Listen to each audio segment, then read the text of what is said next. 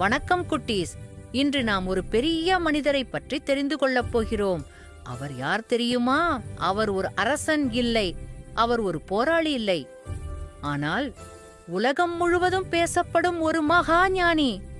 அவர்தான் திருவள்ளுவர். வாங்க, ஒரு அழகான கதையோடு திருக்குறளின் உலகத்துக்குள் பயணம் போகலாம். பல வருடங்களுக்கு முன்பு தமிழ்நாட்டில் ஒரு சிறிய அமைதியான கிராமம் இருந்தது. அந்த கிராமத்தில் ஒரு எளிய நெசவாளர் குடும்பம், அவர்களுக்கு பிறந்த ஒரு சிறுவன். அந்த சிறுவன்தான் வள்ளுவன்.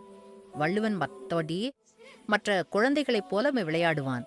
ஆனால் அவனுக்கு ஒரு பழக்கம் இருந்தது. எதையும் கவனமாக பார்க்கும் பழக்கம்.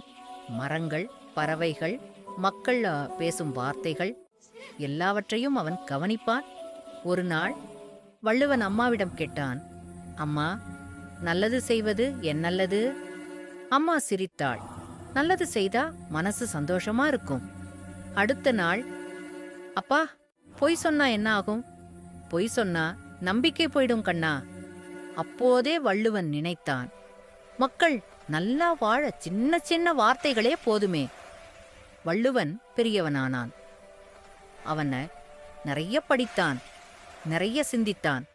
அவன் முடிவு செய்தான், நான் உலகத்துக்காக ஒரு புத்தகம் எழுதப் போகிறேன்.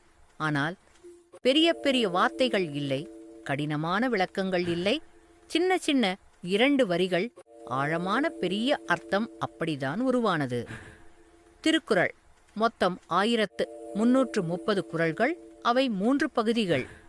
1 அறம் நல்லொழுக்கம், 2 பொருள் வாழ்க்கை நடத்துதல், 3 இன்பம் அன்பும் உறவும்.